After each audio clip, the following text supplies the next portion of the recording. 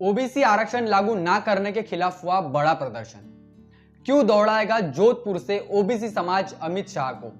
इस तरीके से करेगा विरोध ओबीसी समाज अमित शाह का। जी हां साथियों, मैं हूं हितेश और आप देख रहे हैं द थिंग। देश का सबसे बड़ा जो तबका है ओबीसी समाज, यह टैलेंट से भरा हुआ है, यह प्रतिभाओं से भरा हुआ है। लेकिन इस प्रतिभा को धूमिल करने के लिए, इस प्रतिभा को खत्म करने के लिए जो है ओबीसी रिजर्वेशन को लेकर के बड़ी खबर आ रही है। जी हां, चंडीगढ़ में ओबीसी के रिजर्वेशन को खत्म करने की बात वहां पर कही गई है। चंडीगढ़ में सेक्टर 17 में GMCH 32 में एक एडमिशन को लेकर के, ओबीसी के एमबीबीएस के एडमिशन को लेकर के, वहां पर उनके आरक्षण को लागू ना करने के विरोध में ओबीसी समाज वहां पर जो है प्रदर्शन कर रहा है।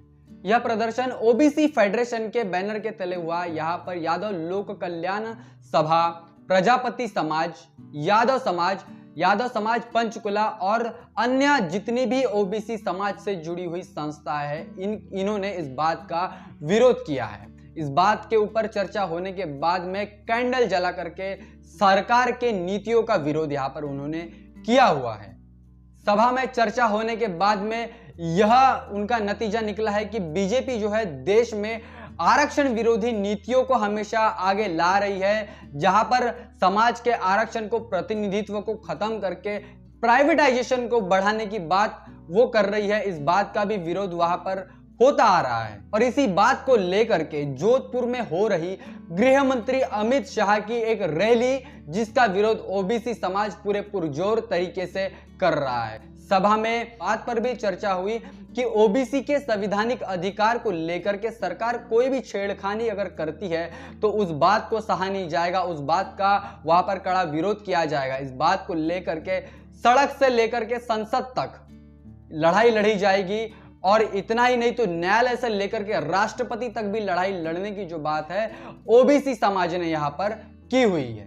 इस सभा में यह निर्णय भी लिया गया कि केंद्र और राज्य सरकार को ज्ञापन देकर राज्य और केंद्र में ओबीसी के 27% आरक्षण को पूरी तरह से लागू किया जाए।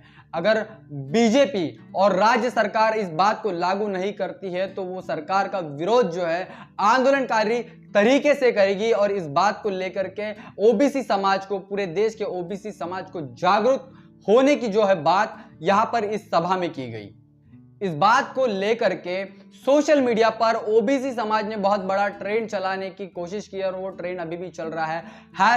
#OBC reservation, #boycott Amit Shah. ऐसे जो ट्रेंड है देश में काफी पॉपुलर हो चुके हैं और इस बात का विरोध जो है सोशल मीडिया से लेकर के हर जगह हमें देखने को मिल रहा है। इससे पहले भी बीजेपी ने 340 ओबीसी के जो IAS अधिकारी बने हुए थे, जिनके घर में नियुक्ति होने के बाद में मिठाइयां बांटी गई, फटाके फोड़े गए, गांव भर में रैलियां निकल करके उन अभ्यर्थियों का स्वागत किया गया।